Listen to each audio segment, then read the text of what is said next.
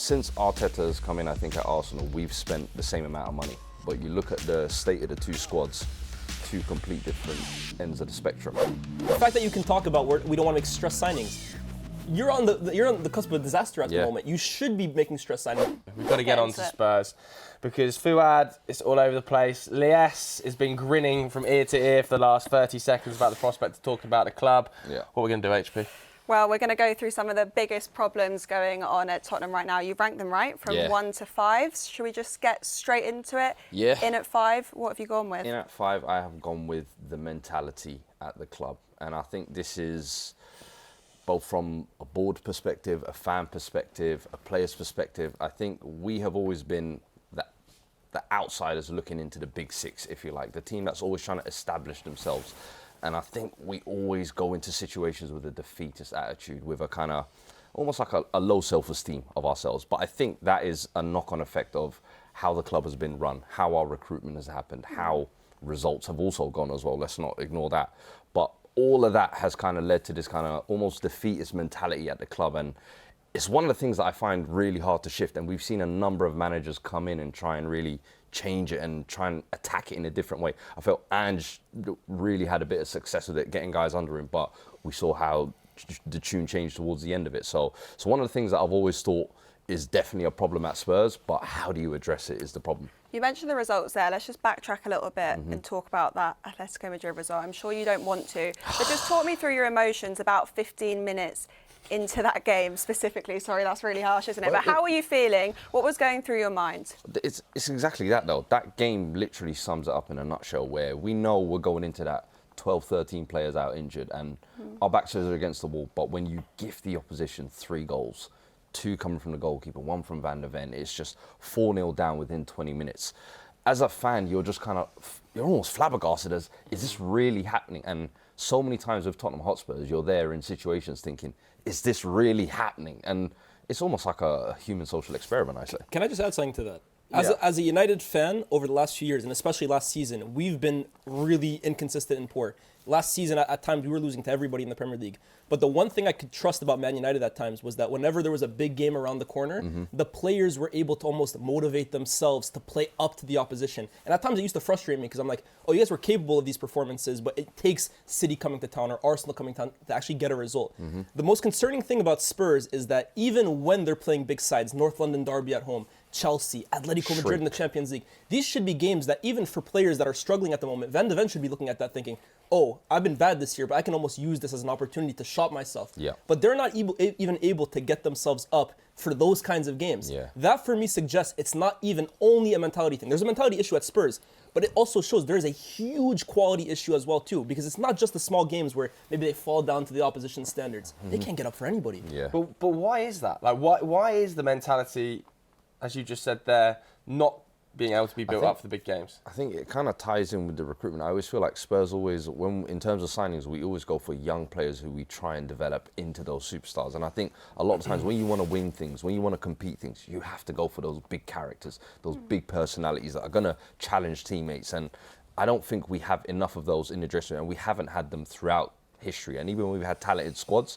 that's been one of the questions that's always been put against them. So it was quite sad, wasn't it, listening to Van der Ven post that Atletico game, because he spoke about not really looking at his phone. He's only talking to his friends and family at the moment. It just screams a squad that is really struggling, really low on confidence. And actually from the human side of things, you can see how difficult they're all finding it. How do they start to get that back on track? Honestly, I think just results. Results is the only thing that can kind of turn it around at them, because we're fighting for survival in the Premier League. I don't think Spurs have ever been in this position in Premier League history. They're not used to it. They're not used to it. So it's a little bit of a reality check for the club. And in terms of the regression, I think it's been happening for a while now. And it's like a number of bad decisions have caught up to us. But I think ultimately getting results on the pitch is the only thing that can really change it. What do you think about the mentality of the fans at the moment? Do you think that they are getting sucked into that sort of like problems with Spurs? So hard. It feels like it's so hard to be a Spurs fan right now. Like every Spurs fan I know, Spurs fan that I watch and content. Don't say it with a smirk on your face, Joe. It does feel hard to watch. It's uncomfortable viewing. It is. I mean, the thing is with the fans, we get with every manager that has come in, I think it's 5 managers in 5 different years. Wow. You're almost sold and resold a new project, a different vision and a different vision. And we try as best to get behind it. But with this year with Thomas Frank, for example, I think the issue was is we stuck with him too long to the point where it's completely almost written off the entire season. And that's where the frustration is now festered onto when Tudor comes in. He's getting no patience whatsoever. So it's just it's almost like a vicious cycle. Yeah, Tudor yesterday was speaking in his presser and he said, like, everything in life, you can choose how you see the situation. You can stay and cry or you can fight. Is that the thing you think is missing at the moment, that you want to see more of the fight? I will say he's talked really well in press conferences in terms of wanting more from the guys and challenging their kind of attitudes, if you like, because I do think some players are almost sleepwalking into it, but that's up to him as a manager to get out. But also tactically, he needs to put the right game plan in place as well. It's very Amarim-esque. Talk is cheap for me, honestly. At the end of the day, you can talk all you want about this needs to be better. He keeps talking about, I've never experienced something like this in my career. You're here, my brother. Like, it's time to. There's no more talking about what reality, could be. Yeah, that's true. He was hired because he's seen situations like this at Verona, at Marseille, at Juve, where it's a rough mid-season appointment, and he's able to steer the ship. But this one, it's unsteerable. Well, we might come on to talk about managers in depth in a minute, but before we get onto that, I think your next one surprised me when I saw you put it forward. Yeah, so I've put youth development because I think it really speaks to your club when you have one of the best academies, you have one of the best facilities in the country, you've had an injury crisis in back-to-back seasons, and how many youngsters have we seen given opportunities in that time? We haven't. And then you look at the past 20 years, track record of it, how many players have we really seen break through to the Spurs first team? And Kane, Townsend, Ledley King, Harry Winks, Skip. You're looking at a handful of players over 20 years. And I think for a club that has the facilities that we do, that boasts the kind of, playing coaching staff that we do, I think it's a shame that we haven't developed more. And this season is a damning indictment. Lucas William-Barnett, great talent in the academy. Janai Byfield's got a debut, but I think they should have been given much more opportunities. And a lot of the first team players have let themselves down. Take them out of the firing line and give these youngsters, because sometimes these youngsters, Rashford, we've seen break through. So many of these, Waneri, Lewis Skelly, they've been given and thrown in the deep end, but sink or swim time, you see if they're good enough. And a lot of times with these youngsters, what it is they get put out on loan to the Scottish League at Celtic or Aberdeen or in the Championship, and they do really well. I'm seeing Tyrese Hall at Notts County this year doing really well. Could he have maybe done something for us this year? I just feel like the lack of Mikey Moore doing really well at Rangers, and I remember Jamie Donnelly last year that had a really good loan spell, but they're never given that opportunity at Spurs, I feel like. And with the injury crisis, how could you not? It's interesting, isn't it? Because you look at other clubs. I think of Liverpool when they were having issues this season, and Rio Ngamoa comes in through the academy, steps up. So is that what you'd like to see more of in this moment? Players coming through, being given a chance, because those first team players, 100%. despite the fact they are quite young, a lot of your first team. So it's the players coming through that's the issue. Absolutely, for you. And it's not a thing of force them in and throw them in the fire line in the North London because derby. we saw what happened in Atletico, and the goalkeeper got thrown in the deep end. So you have to balance it a little bit, don't you? 100%, yeah, it is. But the thing is, it's when there's no chances being given, and especially when you're going through an injury crisis, I feel like that's the time to really, okay, you know what, there's nothing to lose here. Give them a chance, and they're not being given the opportunities. I would definitely agree with that. I think, again, to bring it back to Man United, from my viewing experience, there's been so many times where it actually has been a youngster that comes into our season. I always think of the Van Gaal second year, right, where we had such a big injury crisis, and Fosu Mensah and Rashford and those guys came in, and we won an FA Cup off the back of that.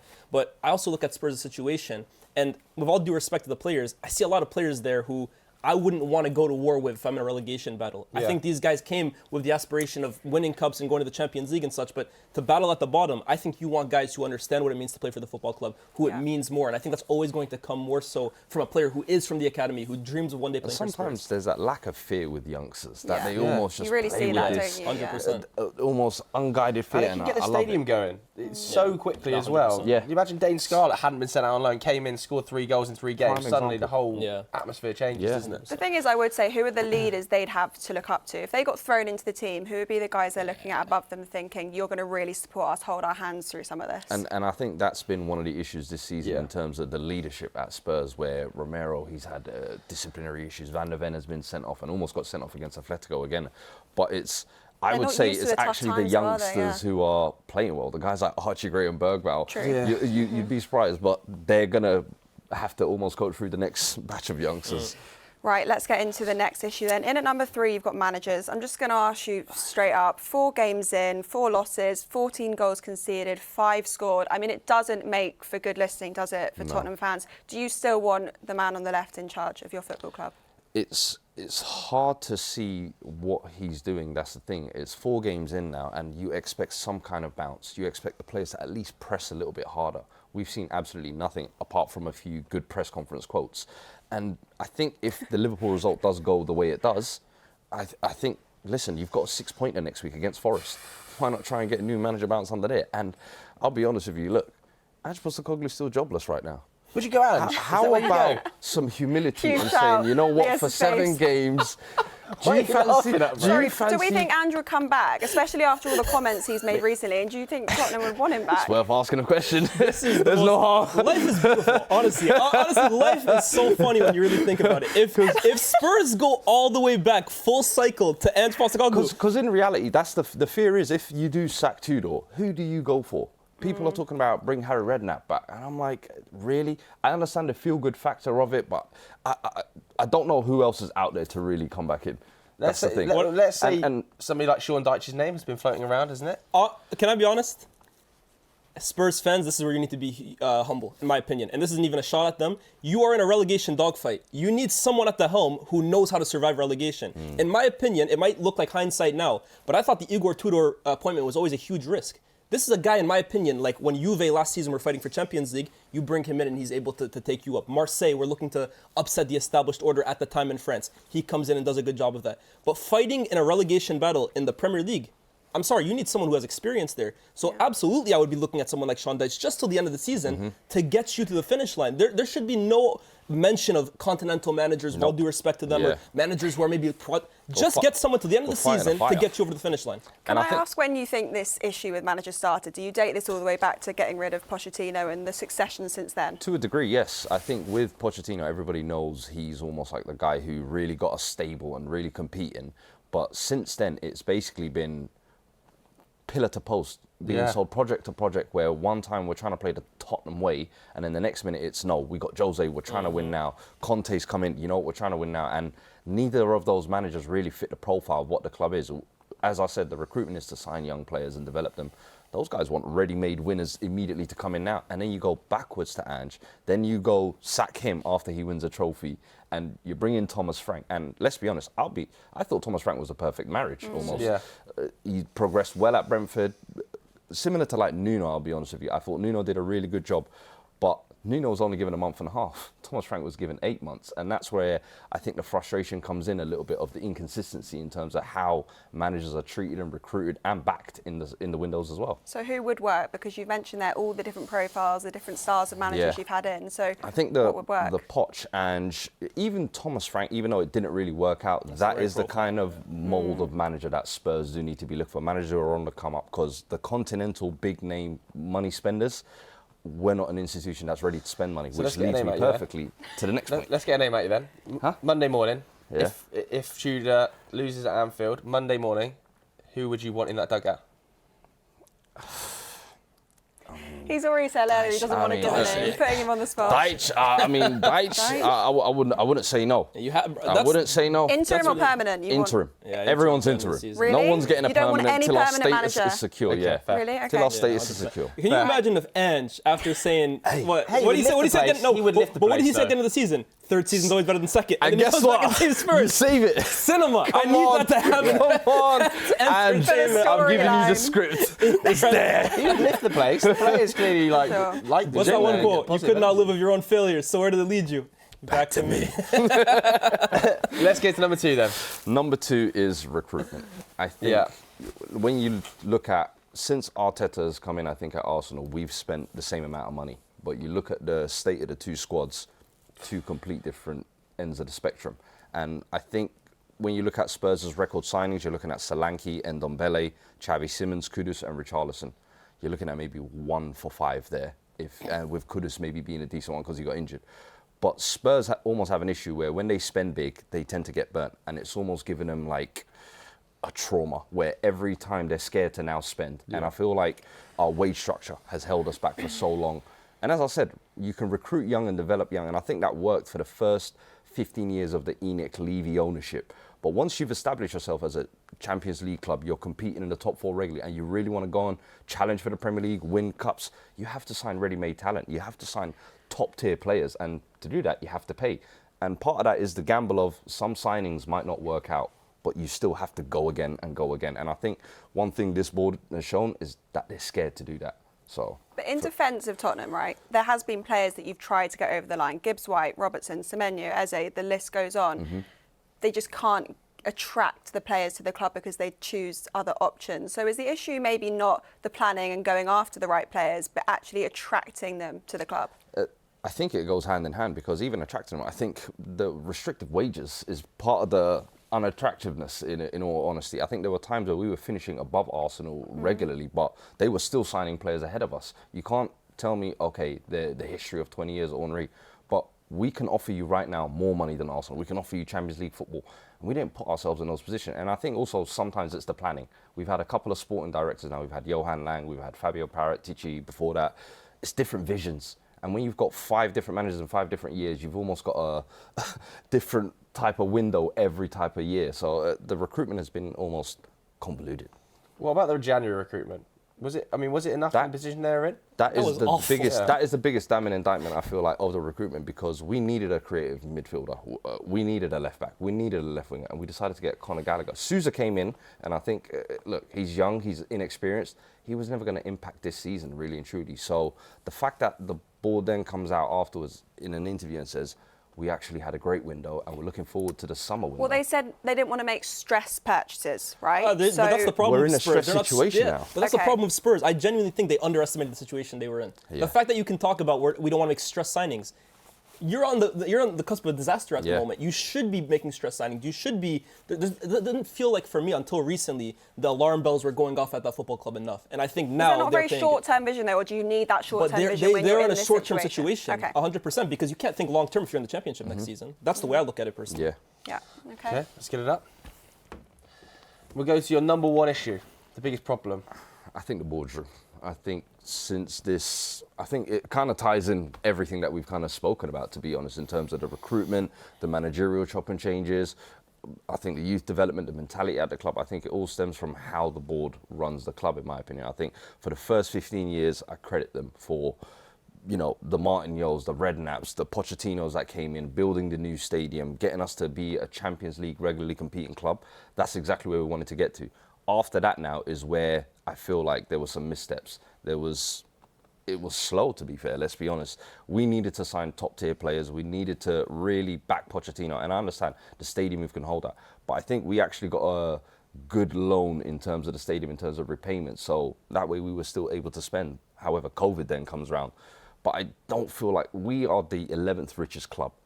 You wouldn't think it, though. In the world. In the world. Yeah, but you wouldn't think it. And I think, once again, that comes down to the board. Have the wrong things been prioritised? You mentioned the stadium there. We spoke about the incredible facilities earlier. The stadium being built in a time when Pochettino was building one of the best sides that Tottenham has seen in about 20 or 30 years. I think the timing of it is unfortunate, but the fact that he wasn't given the grace after that, or the backing after that, he got to a Champions League final spending 0, and then the very next year gets sacked. It's like, and the reason why he got sacked is because the board was so in love with the idea of Jose, the idea of Conte, and it's that kind of stick to a vision, see it through, see your plans through, and it's just chop and change constantly. You mentioned it there, the chop and change, and you mentioned it a minute ago, but the Paratici and then moving to Johan Langer, I think the boardroom level of football decisions as well. It reminds me a little bit of when Manchester United didn't have the right decision makers in the right positions, jumping from strategy to strategy. Yeah. If you ask me what the biggest issue is with Tottenham, I don't think he even has it on his list. I think you've mentioned it a few times, and I think it all comes together into one big idea. But I think Spurs have a serious identity issue. I genuinely do. And I think it's even reflected in terms of some of their managerial appointments, some of their signings. I think Spurs, on one side, want to be seen as like a huge footballing institution at the moment, an elite footballing side, one that brings in the best players and the best managers. But then when you did so, in terms of trying to bring in a Jose or an Antonio Conte, you didn't back them like an elite manager should.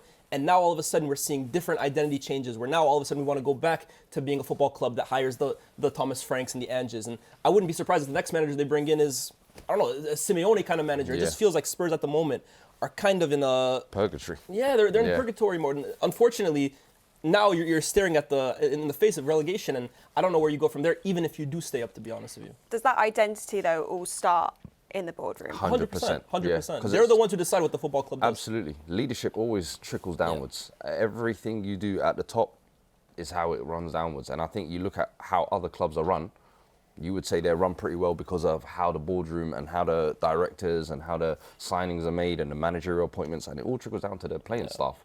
And I think with Spurs, it does start with the board. And we always used to have the excuse of, oh, Daniel Levy was the big bad villain.